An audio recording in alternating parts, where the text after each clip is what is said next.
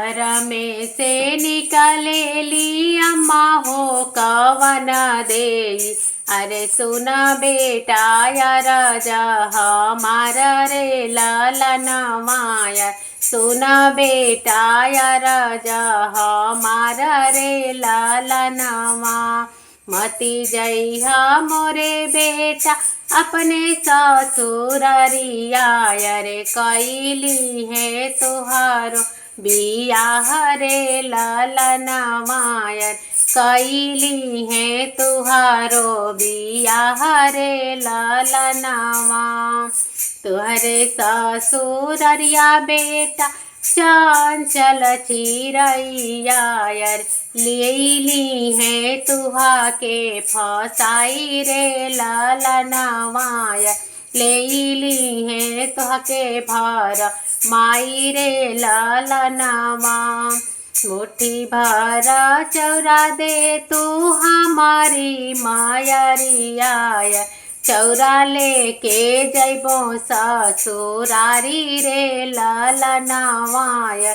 चौरा लेके जइबो ससुरारी रे लालन माँ।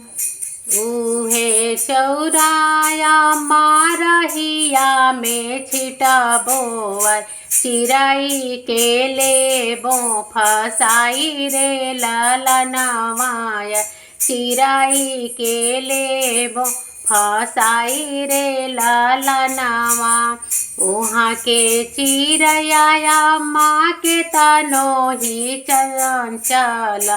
अरे पिजड़ा में लेके चली अइबो रे लालन माया। पिजड़ा में लेके चली अइबो रे लालन माँ।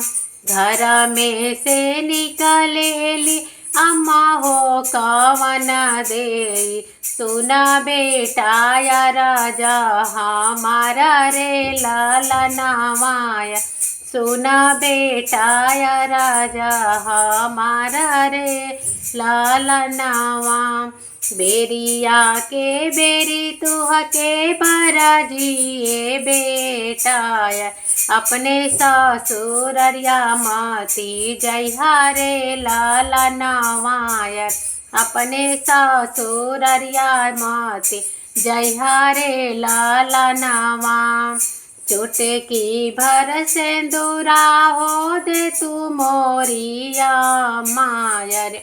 सेंदूरा ले के जइबो ससुरारी रे लालन माया। सेंदूरा लेके जइबो ससुरारी रे लालन माँ। चुटकी भरा सेंदूरा से कन्या मांग भरबो। लेबो डोली बैठाई रे लालन माँ। चुटकी भरा सेंदूरा से कन्या के मांग भरबो।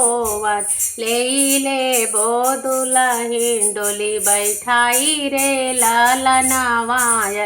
लेबो दुल्हन डोली बैठाई रे लालन माँ।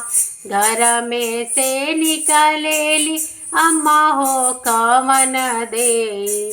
अरे सुना बेटा या राजा हमारा रे लालन माया।